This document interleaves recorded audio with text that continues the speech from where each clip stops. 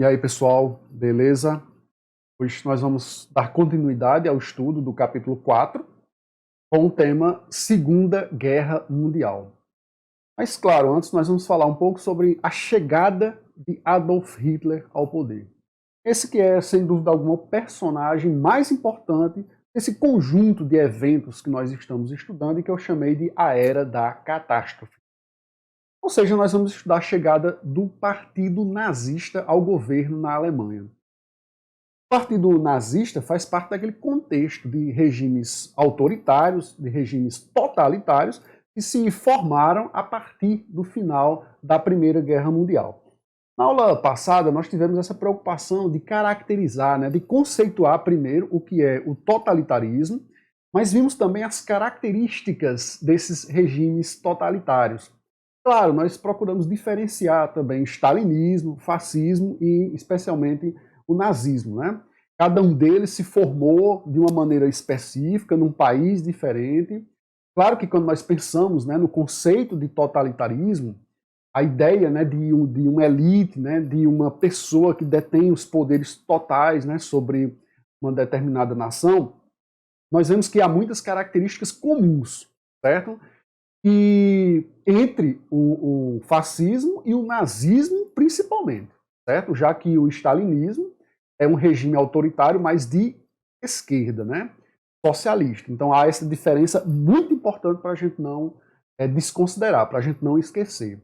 Mas mesmo entre o nazismo e o fascismo, há diferenças pontuais que é importante a gente perceber, certo? Então, essa aula de hoje, é claro, sem dúvida alguma, é uma continuação, é uma continuidade das discussões que nós fizemos na aula anterior, mas vamos entrar na Segunda Guerra Mundial, já que, de certa forma, tudo aquilo que vinha acontecendo desde a Primeira Guerra vai acabar desencadeando a Segunda Guerra. Ok, pessoal? Então, como sempre a gente faz, vamos pontuar aqui os objetivos da nossa aula de hoje, conforme o nosso material didático. Então, nós vamos refletir sobre as causas e consequências da Segunda Guerra Mundial e discutir a violência na sociedade contemporânea. Não percamos de vista nunca que o tema central, o tema norteador desta unidade 2 que nós estamos estudando é a violência.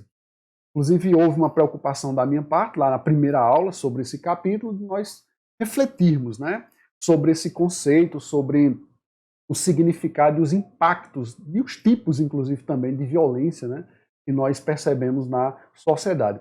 E no final desta aula de hoje, eu vou propor uma atividade para a gente continuar essas reflexões, certo? Então, nós vamos continuar discutindo o impacto da violência, mas o foco principal da aula, sem dúvida alguma, é dar conta desse objetivo que aparece em cima aí. Refletir sobre as causas e consequências da Segunda Guerra Mundial. Perfeito? Então, só para dar aquela recapitulada no que nós vimos na aula anterior, com algumas imagens, para vocês lembrarem, nós caracterizamos o que era o totalitarismo, já que o nazismo, esse regime que nós vamos entender hoje como foi que ele chegou ao poder, ele faz parte desse grupo de regimes chamados totalitários, que, como eu acabei de dizer, é pensado, é conceituado de forma assim, bem simples de se entender, como um tipo de governo em que uma pessoa ou um pequeno grupo, uma elite, se ocupa desse poder de maneira total.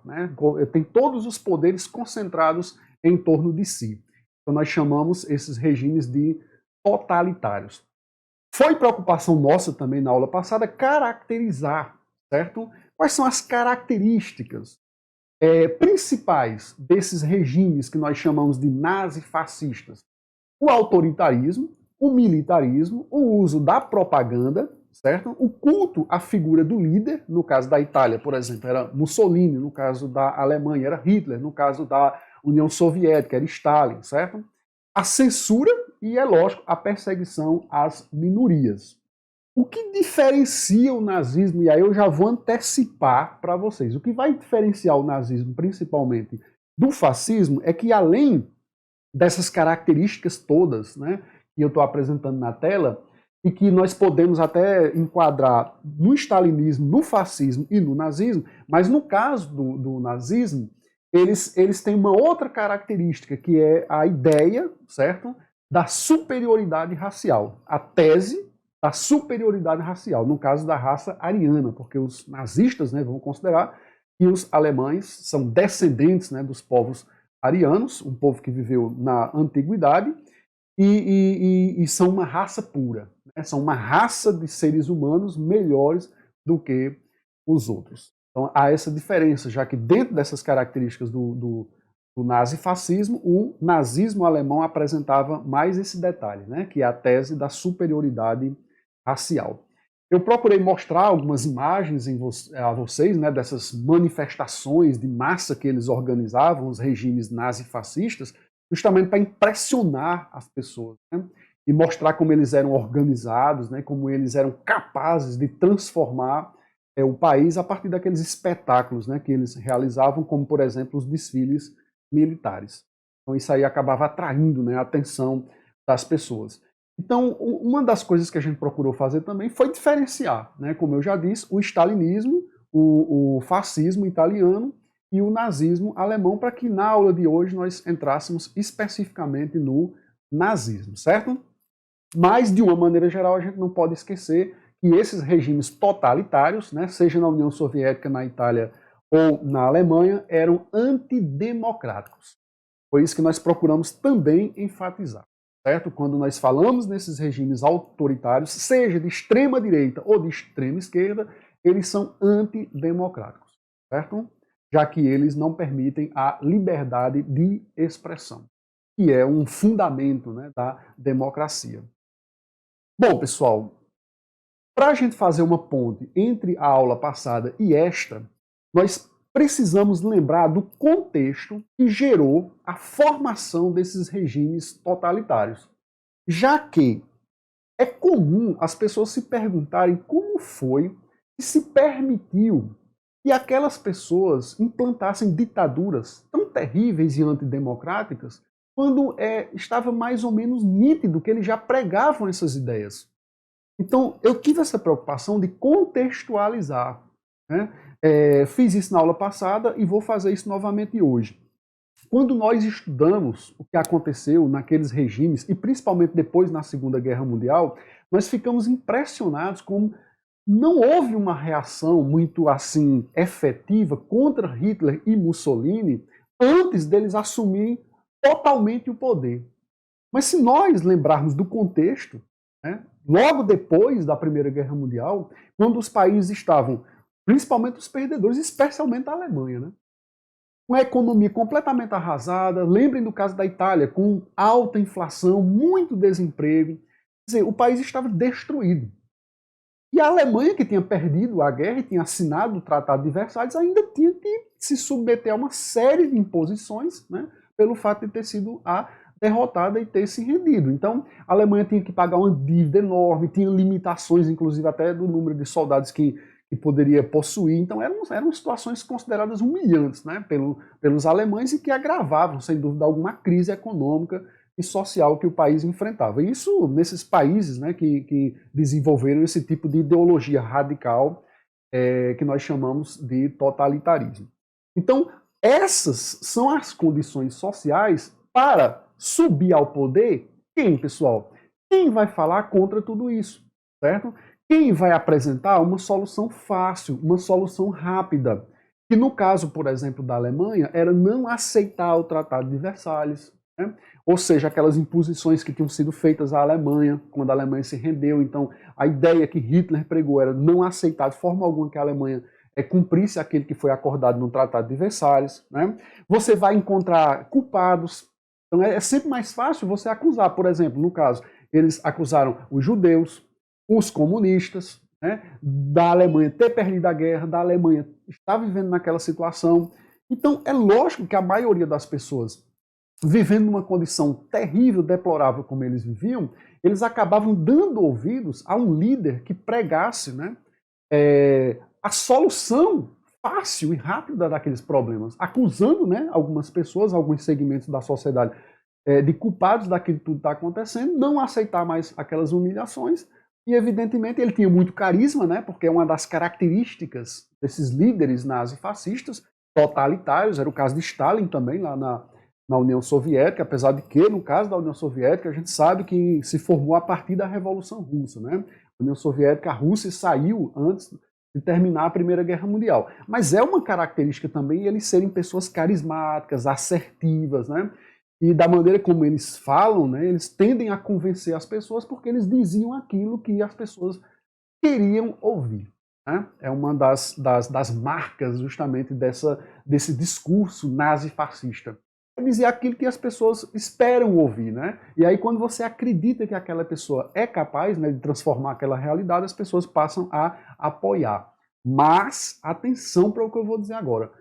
Nunca eles foram eleitos, né, para chefiar os países diretamente, através do voto popular. Hitler não chegou ao poder porque a maioria dos alemães votaram nele para presidente. Ele assumiu o poder como presidente em outras circunstâncias, certo? E daqui a pouco eu digo a vocês como foi. Perfeito? Bom, uma coisa importante. Caso vocês não lembrem bem do que nós falamos a respeito de Mussolini na Itália, como foi que Mussolini chegou ao poder na Itália, é interessante que vocês voltem lá na aula anterior para assisti-la, certo? Para poder encaixar direitinho essas duas situações, do nazismo na Alemanha e do fascismo na Itália. Mas, pessoal, como Mussolini chegou ao poder primeiro na Itália, ou seja, ele assumiu o poder antes de Hitler, ele, sem dúvida alguma, foi uma inspiração para Hitler. Né? O fato de Mussolini ter chegado ao poder, ter tomado, né, o poder na Itália, serviu como inspiração e como modelo para Adolf Hitler. Eu fiz até aqui nesse próximo slide uma comparação com 3 elementos, né, mas poderia citar diversos outros. É só para vocês perceberem como há uma relação realmente entre o que Mussolini fez na Itália e depois Hitler fez na Alemanha. Então, quando Mussolini fez aquela marcha para Roma, né, onde ele reuniu aqueles milhares de seguidores e mostrou a força que ele tinha e fez com que, inclusive, fosse colocado como primeiro-ministro da Itália, ele forçou, digamos assim, ao governo italiano a colocá-lo como primeiro-ministro. E aí depois ele foi assumindo cada vez mais poderes, né, e se tornou um ditador. Ele se proclamou ditador. Hitler tenta fazer a mesma coisa. Ele organiza um golpe, né, que é o Putsch de Munique, né, como é conhecido na história, mas no caso de Hitler não deu certo. Daqui a pouco eu falo o que foi que terminou acontecendo com ele. Então, da mesma maneira que Mussolini criou os camisas pretas, né, do partido Fasci de Combatimento, né, partido fascista italiano, Hitler fez a mesma coisa. Ele criou a SA, que era aquela tropa de assalto, né, que na tradução lá do alemão, que eu não vou nem arriscar falar esse termo em alemão, mas eram os camisas pardas. Então, se você tem os camisas pretas lá na Itália, você tem os camisas pardas na Alemanha, certo? Então, e o uso de simbologias, pessoal? Simbologias que lembravam ou que remetiam ao passado glorioso daqueles países, né? Ao passado ancestral. Então, no caso de Mussolini, ele usou o feixe, né? Que é justamente o partido Fasci de Combatimento. Esse feixe que vocês estão vendo aí na tela, né? Tem um machadinho e tem um feixe, para que simbolizava a união, né? Em torno do fascismo, né, das ideias do fascismo, era um símbolo usado lá no Império Romano. E no caso da bandeira alemã, que vocês estão vendo aí, a bandeira do partido nazista, né? Que quando o partido nazista chegou ao poder, aí eles colocaram como a bandeira oficial da Alemanha, certo? Aí vocês estão vendo no meio da bandeira o símbolo que a gente conhece demais, né? Chamado suástica. E essa suástica também era um símbolo, né? Uma simbologia que eles pegavam emprestado da antiguidade, no caso lá dos povos arianos, né? Que eu já tinha citado. Então, o que foi que aconteceu com Hitler quando ele tentou dar esse golpe, né, o Putsch de Munique? Porque foi mais ou menos o que Mussolini fez lá, né? Mussolini, para ele, deu certo, porque ele organizou aquela marcha com dezenas de milhares, né, de seguidores e acabou pressionando o governo muito, muito fragilizado, né, naquele momento, e colocaram ele como primeiro-ministro da Itália. No caso de Hitler, não deu certo. Era um grupo muito pequeno de pessoas, não tem a menor comparação com o que aconteceu lá com Mussolini, e ele acabou sendo vencido facilmente e acabou sendo preso. Então, quando Hitler foi preso, ele foi condenado, inclusive, a vários anos de prisão, porque ele tentou dar um golpe, né, no Estado, no governo. Mas aí ele acaba passando pouco tempo na prisão, na verdade. Ele foi condenado a muitos anos, mas ficou apenas alguns meses na cadeia. E quando ele estava preso, ele vai revelar ao mundo todos os seus planos, né? Tudo aquilo que ele de fato planejava fazer através do livro o Mein Kampf, né? Ou seja, Minha Luta. Nesse livro, quem for ler esse livro hoje, em 2021, vai ter a possibilidade de ver que Hitler anunciou tudo aquilo que ele iria fazer. Então eu fiz um resumo aí, né, com 3 pontos centrais que estão presentes lá no Mein Kampf, né, e que, de certa forma, se as pessoas tivessem dado mais atenção, né, com certeza nós teríamos evitado, nós enquanto humanidade, né, que eu estou falando, teríamos evitado aquela catástrofe que foi a Segunda Guerra Mundial, o Holocausto Judaico e etc. Então, nesse livro, o Mein Kampf, ele fala claramente sobre a superioridade racial alemã, a necessidade de expansão territorial, né, a Alemanha que precisava se expandir para crescer, e etc. e tal, e a negação completa do Tratado de Versalhes. Não esqueçam, pessoal, nós estudamos isso lá na Primeira Guerra Mundial. O Tratado de Versalhes foi aquele tratado, né, um acordo assinado entre os vencedores e os derrotados da Primeira Guerra Mundial. A principal derrotada aqui foi, claro, a Alemanha. E a Alemanha aceita todas aquelas condições que tinham sido impostas, né? Quando Hitler chegar ao poder, ele vai revogar completamente isso. E aí é lógico que os conflitos eles vão se anunciar. Mas ele já tinha anunciado tudo isso desde quando ele escreveu o Mein Kampf, ainda na primeira década de 1820. Né? Ele publicou em 1824 o livro. Então, ele chega ao poder em 1933. Então, 9 anos antes dele chegar ao poder, ele já tinha dito tudo o que planejava fazer. Era possível, portanto, se evitar aquilo, mas não se deu a devida importância. A verdade é essa, né? Não se deu a devida importância. Dentro dessas 3 ideias, eu quero destacar uma para vocês que eu acho que representa bem a escalada de destruição e da tragédia que o nazismo provocou, que é o Holocausto dos judeus. Nós sabemos que os judeus vão ser massacrados, né, ao longo da Segunda Guerra Mundial, mas a perseguição aos judeus já começa antes. Quando Hitler assume como chanceler, em 1933, ele já começa, né, a adotar medidas à Alemanha, logo, principalmente quando ele se torna presidente, né?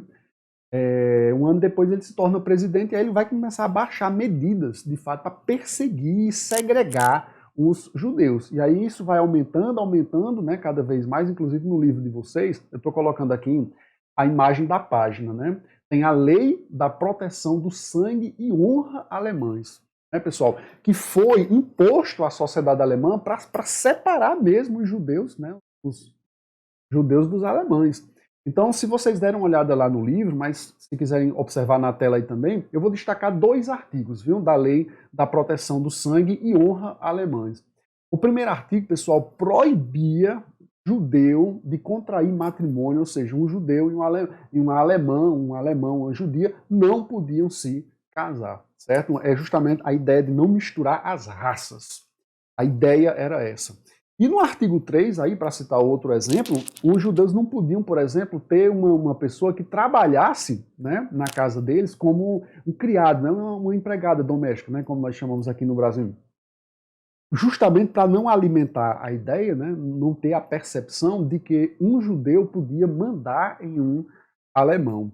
Então, se você pensar naquilo que vai acontecer com os judeus depois, né, porque eles vão ser colocados em campos de concentração, que vão ser transformados em campos de extermínio, ao todo são cerca de 6 milhões de judeus que vão ser mortos, né, pelo nazismo, isso contando antes e depois, né, de começar a Segunda Guerra Mundial.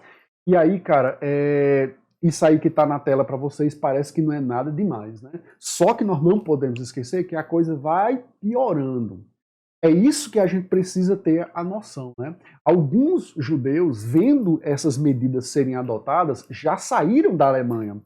A partir de um certo momento, eles nem podiam mais sair, nem tinham mais autorização para, né? Até o momento em que o Partido Nazista, isso já durante a Segunda Guerra Mundial, se decidiu pela solução final, que era de fato o extermínio do povo judeu. Mas entre o que vocês estão vendo aí na tela agora, que são essas proibições, por exemplo, de casamento, né, de um judeu com um alemão, até eles serem mortos nos campos de extermínio, muita coisa foi acontecendo que foi piorando a situação deles. Mas muitas pessoas sempre iam acreditando que a coisa não ia piorar, né? Que a coisa não ia piorar, ia ficar só desse jeito, mas não foi isso que aconteceu. E por que eu estou citando o exemplo do Holocausto Judaico? Não só porque o Holocausto Judaico é muito importante para a gente entender aquele contexto, porque foi uma tragédia que matou milhões de pessoas. E uma etnia, né? Todo um conjunto de pessoas que pertencem a uma determinada cultura que foi perseguida e quase foi extinta. Agora, serve como exemplo do que o nazismo ia fazendo em outros campos. Porque os países que venceram a Alemanha na Primeira Guerra Mundial, percebendo que Hitler ia aumentando o seu poder e expandindo o território da Alemanha, foram permitindo que isso acontecesse. Não combateram ele no momento em que o exército alemão, por exemplo, era muito fraco ainda e não era difícil ser vencido. Mas todo mundo querendo evitar, né, outra guerra, permitiram que Hitler fosse se desenvolvendo cada vez mais. E esse desenvolvimento do Partido Nazista, esse crescimento do Partido Nazista, ele se dá principalmente depois da crise de 1929. A crise de 1929 é a maior crise, né, pelo menos com certeza da primeira metade do século XX, é a maior crise da economia capitalista mundial. E quando essa crise chega na Alemanha, a Alemanha que já estava se recuperando, o Partido Nazista nem tinha tanta força. O Partido Nazista não era uma das principais forças políticas na Alemanha, né? Nem tinham tantos deputados eleitos. Hitler já tinha se candidatado a presidente, tinha tirado uma votação horrível, né? Muito fraca.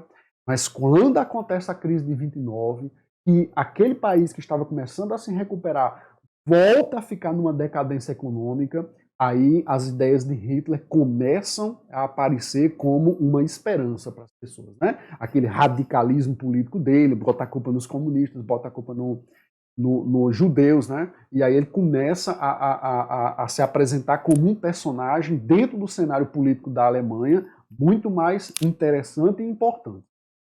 E aí é nesse momento em que, por pressões, né, o Partido Nazista na eleição depois da crise de 1929, ocupa 1/3 do parlamento, aí cresce muito, né?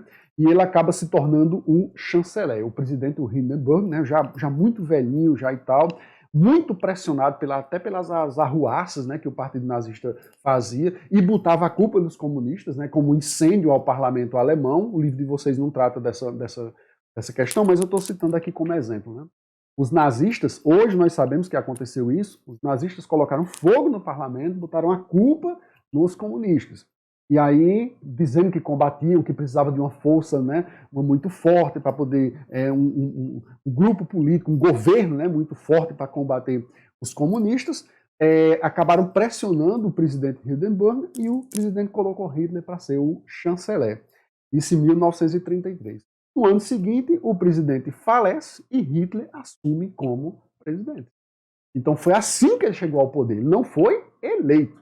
Ele chegou ao poder porque ele pressionou o governo de maneira assim, até com atentados, né, contra o próprio governo, já que eles colocaram fogo no prédio do parlamento.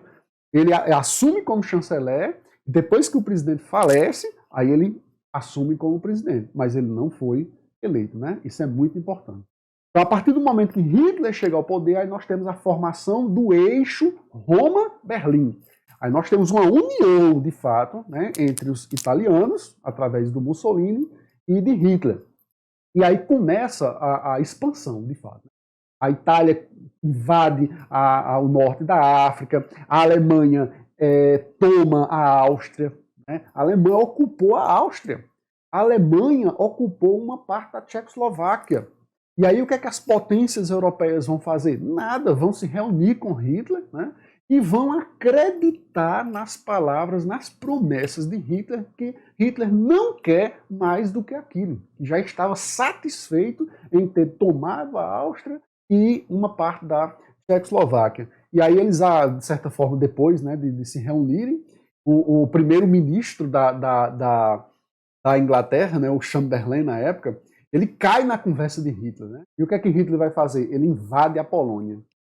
Com essa invasão da Alemanha à Polônia, que se deu no dia 1º de setembro de 1939, aí nós temos o início da Segunda Guerra Mundial. Como a Alemanha era o país que estava se preparando, né, para essa guerra, e os outros países com as suas economias, né, ainda se recuperando e não desejando, né, outra guerra, para não se prejudicarem, né, mais economicamente, eles permitiram que, na verdade, a Alemanha ganhasse uma grande vantagem militar. Tanto é que nos primeiros anos da guerra, né, usando a tática da Blitzkrieg, estão vendo aí na tela, acompanhem, a Blitzkrieg era uma tática, né, que os alemães usavam, chamada de guerra relâmpago, né, um termo em alemão. Eles atacavam de surpresa e atacavam em grande escala, né, para derrotar o inimigo rapidamente naquela região. E aí foi muito importante também a Luftwaffe, né, que é o outro termo que está aparecendo aí na tela, que é a Força Aérea Alemã, que foi responsável por vencer, né, muitas batalhas e destruir, evidentemente, muitas cidades também. Então essa rápida expansão da Alemanha se deu principalmente no primeiro ano da guerra, né? Entre 1939 e 1940, a Alemanha ela conquista muitos países, como vocês podem perceber pelo mapa, né? Inclusive esse mapa eu tirei do livro didático de vocês, né? Essa partezinha que está destacada em verde são as regiões na Europa, né, em torno da Alemanha, que vão sendo conquistadas por Hitler. E aí depois, né, desse avanço alemão, desse crescimento, né, da Alemanha, invadindo e conquistando outros países, os alemães vão ter, né, o apoio de fato dos italianos. Porque, num primeiro momento, havia uma relação política entre a Itália e a Alemanha, o eixo Roma-Berlim, como eu disse, mas a Itália ainda não estava participando diretamente da guerra, ajudando a Alemanha. Isso vai acontecer a partir de 1940. E aí depois, pessoal, acontece a entrada do Japão, né? Porque o Japão, que tinha sido aliado das potências democráticas na Primeira Guerra Mundial, mas ficou descontente porque não ganhou os territórios, né, que queria ganhar, como nós vimos no outro capítulo, agora vai apoiar a Alemanha. Então nós vamos ter o aumento do eixo, né? Agora esse eixo vai ser o eixo Roma, Berlim, Tóquio, ou seja, Itália, Alemanha e Japão. Os japoneses, inclusive, são os responsáveis pela entrada, né, dos Estados Unidos na guerra. Por quê? Porque o Japão vai atacar a base americana de Pearl Harbor. A base americana, pessoal, de Pearl Harbor não ficava diretamente nos Estados Unidos, no continente, né? São ilhas, na verdade, no Havaí, né? São ilhas que pertencem aos Estados Unidos, e lá ficava uma base importante, uma base naval importante dos Estados Unidos, e os japoneses atacam. Até aquele primeiro momento ali, ou até 1941, quando acontece esse ataque dos japoneses, os Estados Unidos não estavam participando diretamente da guerra. Eles vão entrar depois desse ataque japonês. E aí, quando acontece a entrada dos Estados Unidos, começa também a haver uma forte reação da União Soviética contra o avanço de Hitler. É importante, o livro de vocês também não dá muito destaque para isso, mas os alemães e os soviéticos tinham assinado, ou seja, nós estamos falando de Hitler e de Stalin, eles assinaram um tratado chamado Tratado de Não Agressão, né, um prometendo não invadir o outro, mas todo mundo sabia que em um dado momento isso ia acontecer, porque uma das características do regime nazi-fascista é justamente a derrota do comunismo, né, do socialismo. Então, os grandes inimigos, sem dúvida alguma, dos alemães, né, pelo menos do ponto de vista ideológico, eram os soviéticos. Tanto que os ingleses e os franceses acreditavam na possibilidade de haver uma guerra entre Hitler e Stalin, entre os alemães e os soviéticos, e aí a tática que alguns imaginavam era deixar os dois se destruírem, né? Mas aí depois eles perceberam que o interesse de Hitler não era só contra Stalin, né? Até porque ele fez esse acordo com Stalin e depois começou a invadir outros territórios, né? Ok, mas aí quando Hitler decide atacar a União Soviética reage e os Estados Unidos entram na guerra depois de ter sido atacado pelos japoneses, aí a situação do eixo começa a virar, né? Então aquela primeira fase da expansão da Alemanha começa a mudar completamente. A Alemanha vamos dizer assim, ela vai voltando, né, para o seu território, já que os soviéticos vão conquistando territórios no leste e as forças aliadas vão derrotando os alemães no oeste, né? Ou seja, vão esmagando a expansão alemã. Então, outra coisa que nós precisamos destacar, que é muito importante, é a participação do Brasil, né, pessoal? Se na Primeira Guerra Mundial nós tivemos uma participação assim, pequena, importante, mas pequena, né? Na Segunda Guerra, o Brasil teve uma participação muito maior, inclusive lutando ao lado dos norte-americanos, dos estadunidenses, na libertação da Itália. Como assim, Josemar, libertação da Itália? Porque os nazistas invadiram a Itália, né, justamente para tomar, né, a Itália das forças inimigas que já estavam combatendo lá. E aí os brasileiros, né, os pracinhas, como eram chamados, né, foi criada a FEB, que é a Força Expedicionária Brasileira, né, foram convocados, as pessoas se alistaram, foram rapidamente treinadas, né, e ficaram sob o comando dos Estados Unidos, lutando na Itália para expulsar os nazistas.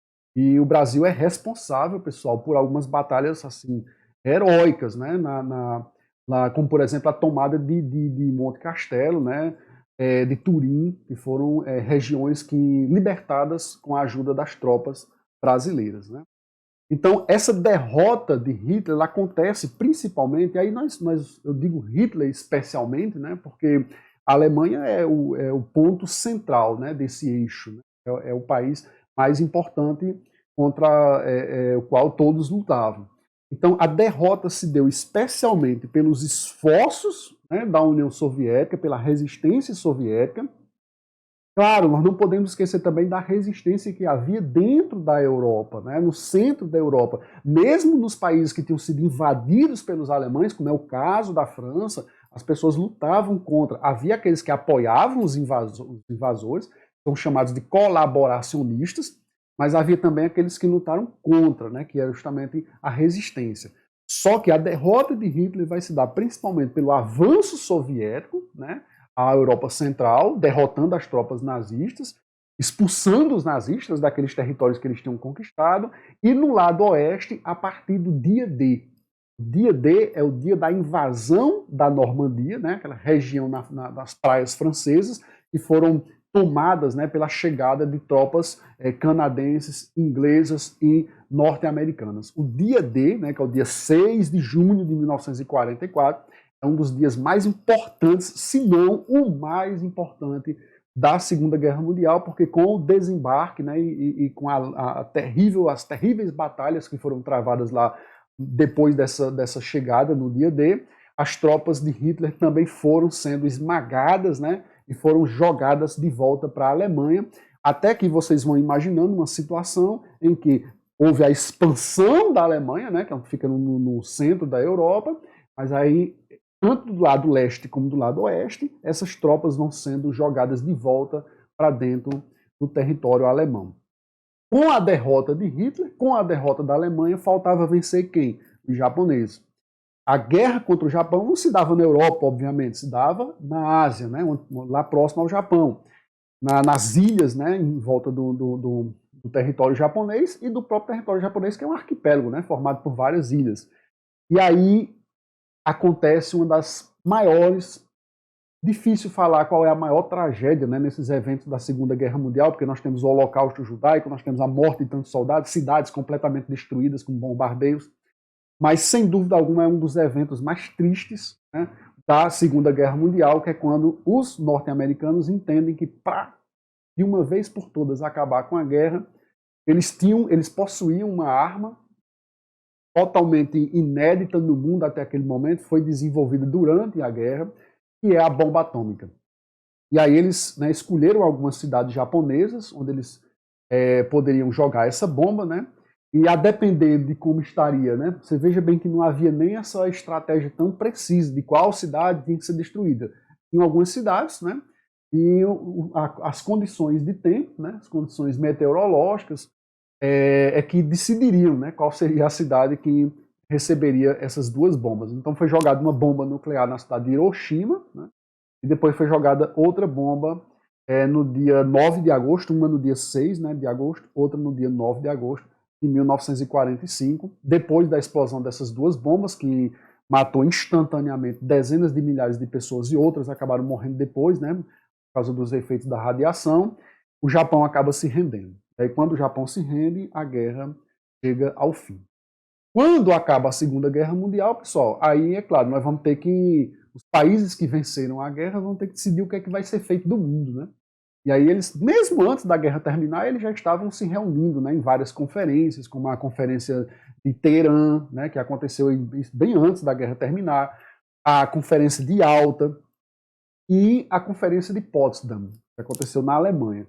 Na conferência de Potsdam, eles decidiram por dividir, né, a Alemanha em duas partes, ficou a Alemanha Ocidental e a Alemanha Oriental. A capital da Alemanha também foi dividida, certo? Ficou Berlim Ocidental e Berlim Oriental. E essa divisão que foi feita da Alemanha, de certa forma, simboliza a divisão do mundo na nova guerra que ia começar, que é a Guerra Fria.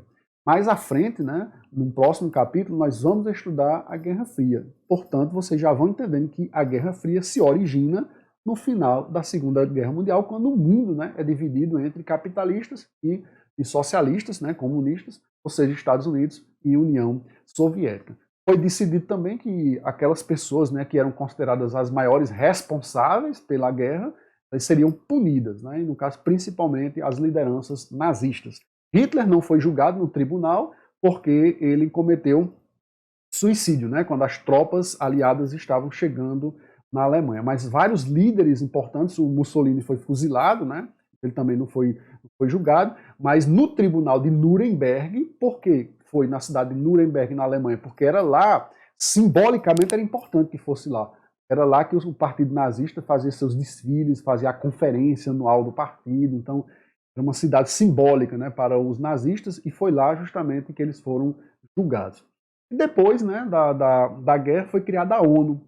A ONU, a ideia da ONU, pessoal, não era uma novidade, porque quando acabou a Primeira Guerra, eles também criaram uma união de nações, né, chamada Liga das Nações, para tentar resolver os conflitos por vias diplomáticas, né, sem de fato chegar à guerra. Mas a Liga das Nações acabou não dando certo. Então ela foi substituída pela Organização das Nações Unidas, né, ou seja, a ONU.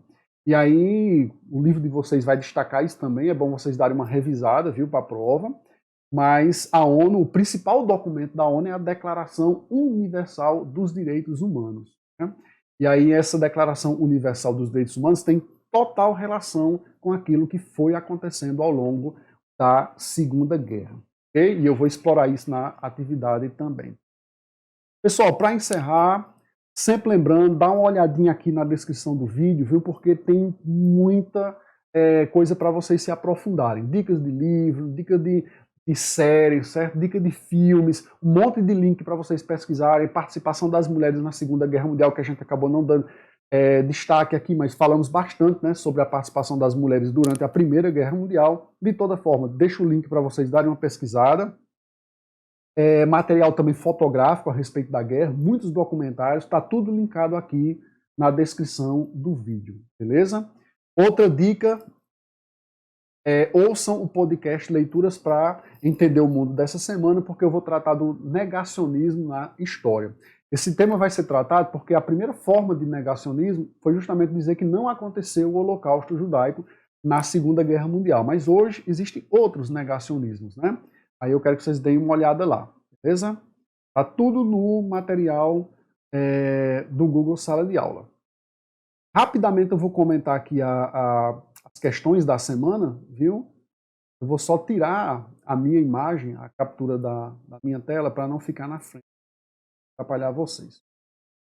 Então, a primeira questão é justamente sobre os artigos, né, da Declaração Universal dos Direitos Humanos. Nesse caso específico aí, é de um documento que, ao lado da declaração, né, são os documentos mais importantes. É como se fosse um documento auxiliar, né? É o Pacto Internacional dos Direitos Civis e Políticos. Vocês vão ler o artigo 18 e o artigo 20, né, desse pacto, e vão responder. Explica a relação desses artigos criados em 1948 pela ONU com os acontecimentos estudados na unidade 2. A segunda questão é para vocês investigarem as causas da crise de 1929, viu? Vocês acham no próprio livro didático, mas eu estou deixando aqui na descrição do vídeo também links para vocês se aprofundarem, viu? Vocês vão explicar as origens da crise. A terceira questão, eu já tinha até mencionado, né, na aula, vocês vão ler alguns artigos da Lei da Proteção do Sangue e Honra, né, dos alemães. Aí vão ver um quadrozinho da HQ, o Diário de Anne Frank. Né? Eu não sei se vocês conhecem, mas já devem ter ouvido falar no livro, o Diário de Anne Frank. Aí, no caso, é uma adaptação, né? Uma HQ que foi feita a partir do livro que ela escreveu. Vocês vão ler nessas informações que eu coloquei. Aí vão pesquisar sobre a questão do Holocausto, viu? Como foi que o Partido Nazista, né, tratou essas minorias que eles perseguiam, certo? Durante aquele período. E na quarta questão é aquela sobre a violência, né, que eu tinha também mencionado. Eu aproveitei, né, essa questão do próprio material didático de vocês, porque é uma reflexão em torno da ideia de combater a violência com violência. Será que isso se justifica em alguns casos ou não? Vocês vão ler o texto, vão observar a fotografia, a legenda e vão dar a opinião de vocês. Ok? Valeu, pessoal, e até a próxima.